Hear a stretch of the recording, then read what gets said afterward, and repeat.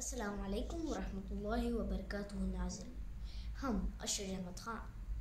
ہم سب بچوں کو سپر ہیروز پسند ہیں۔ ایک سپر مین، ایک بیٹ مین، ایک اسپائڈر مین، تو ایک فلیش۔ اسپائڈر مین دیواروں پہ چڑھ سکتا ہے، فلیش تیزی سے بھاگ سکتا ہے اور دوسروں کی الگ الگ پاورز۔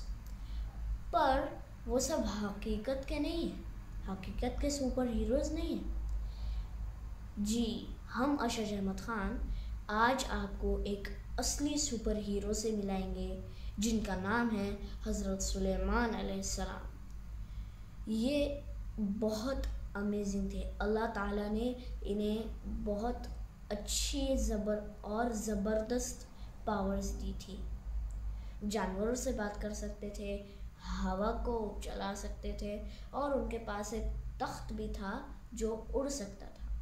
یہ سب کچھ اللہ تعالیٰ کے حکم سے ہوتا تھا۔ ایک بار حضرت سلیمان علیہ السلام سب کی پریزنٹی لے رہے تھے تو اس کے اندر ایک پرندہ نہیں تھا، اس کا نام تھا ہدہد۔ وہ کہیں چلے گیا تھا اور جب وہ واپس آیا تب حضرت سلیمان علیہ السلام نے اس سے پوچھا تم کہاں گئے تھے؟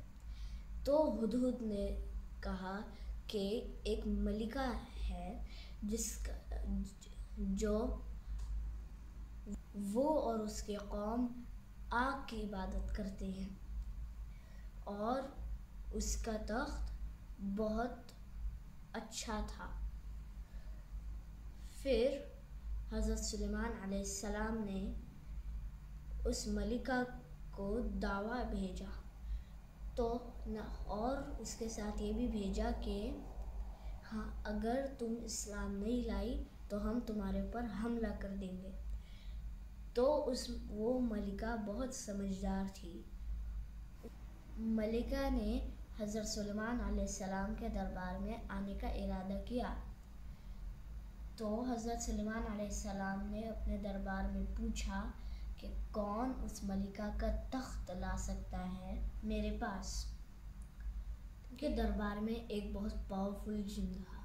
انہوں نے کہا کہ میں آپ کے جگہ سے اٹھنے سے پہلے ہی وہ تخت لا دوں گا۔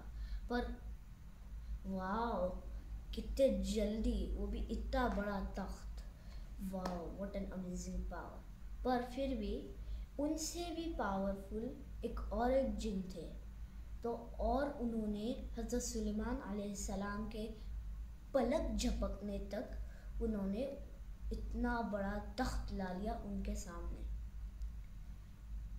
تو سوچئے حضرت سلیمان علیہ السلام کتنے پاورفل ہوں گے۔ پھر وہ ملکہ آئی، ایمان قبول کی، پھر ایسے ہی ہمیں حضرت سلیمان علیہ السلام کی پاورز کا پتہ چلتا ہے۔ انشاءاللہ ہم کبھی نیکسٹ ویڈیو میں ملیں گے۔ السلام علیکم ورحمۃ اللہ وبرکاتہ۔